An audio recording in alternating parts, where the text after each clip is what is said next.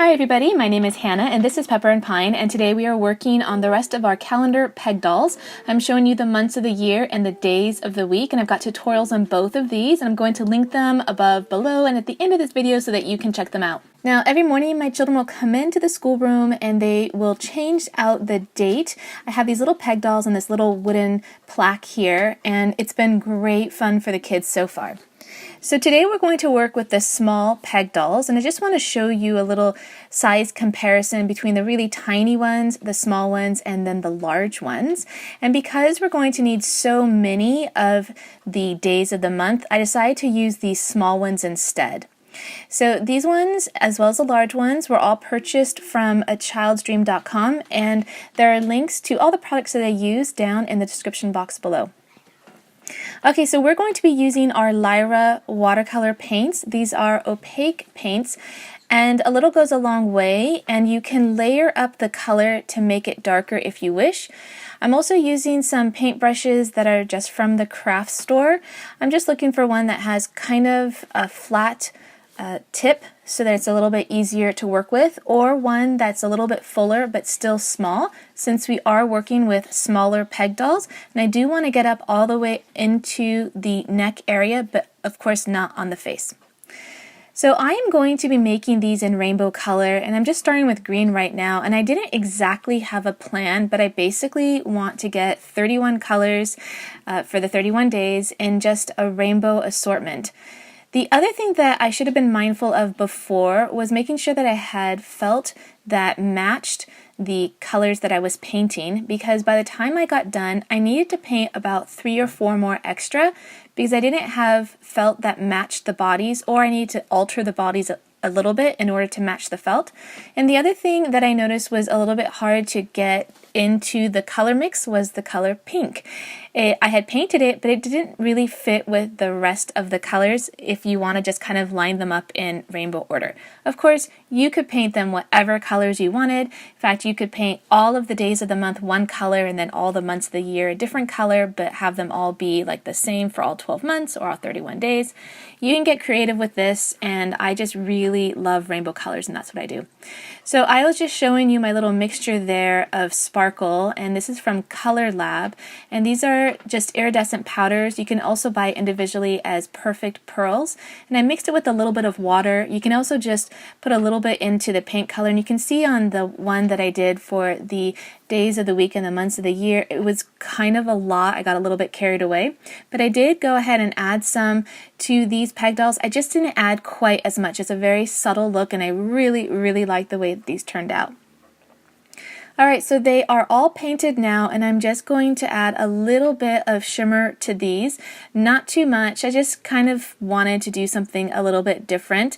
And so that's what I'm doing here. It adds a really nice little kind of punched up look to them.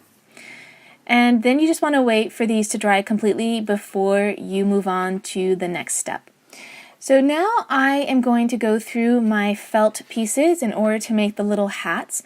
I went through my scrap box first, since I only need a small little triangular piece in order to make the hat. Now I do have a pattern for these, but for the most part I mostly just eyeballed how much I needed for this. And it's super easy when you use a hot glue gun. It's also really fast, but if you're not fast enough, then I recommend using a tacky glue, which will give you a little bit more time to work with it. It's a little bit tricky rolling these up into a gnome hat design, but I feel like if you give yourself enough felt, you can eventually get it into the right shape that you need. I did make this one a little bit too big intentionally. I'm just going to go ahead and trim it down to the size that I need. When you make them slightly too big, it allows you to have the flexibility to make them a little bit smaller, and I find that a little bit easier when you're working with them and making these hats. Now I like my little gnome hats to kind of go down over the head and kind of cover the forehead, and so I make mine probably larger than what you might want to make yours. So in order to get it smaller, you just need to trim down the hat a little bit further. So I took that first hat where I had cut corner off of my felt, and I used that in order to make a pattern, and then at that point I just used that pattern to go and cut all of the felt just so that it would be a uniform size. But it doesn't always ensure a uniform shape once you actually turn it into a gnome hat, because it depends on how tightly you wind it when you are gluing it. Alright, so to glue it onto the head, I only just added a tiny little dollop of glue, and I just made sure that it was on what looks like the back of the peg doll, because the wood has a certain shape, and I just want to make sure that the circular shape of the face was towards the front, and when you receive your peg dolls, this will make a lot more sense. Alright, so now they are all done, and they are super adorable at this point. I absolutely love them. It took a long time to decide at this point how we were going to arrange the numbers, because every child had a preference. Depending on their birthday, they wanted to make sure that that number was of a color that they liked.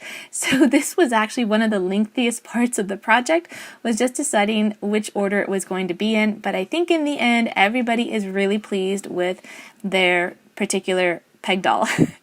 So I just want to show you that I added the date, or rather the number, at the bottom as well as across the front. This is optional to add it to the bottom, but in case you wanted to make your peg dolls multifunctional, you could add the number at the very bottom and use that for the date, and then you could have a peg doll that doesn't have any numbers on it, which would lend itself really well for pretend and imaginative play. So I'm going to show you what it looks like on this little wooden plaque here, where I've got all of the calendar dates up there, and it's basically just the month and the day and then the day of the week.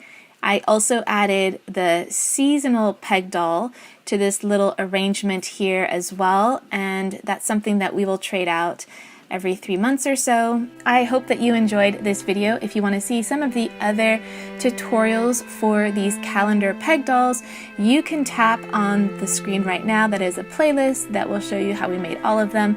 I have to say that my children are really enjoying this a lot. And if you want to see what we're up to on a daily basis, I encourage you to go check out what I'm doing on Instagram at Pepper and Pine.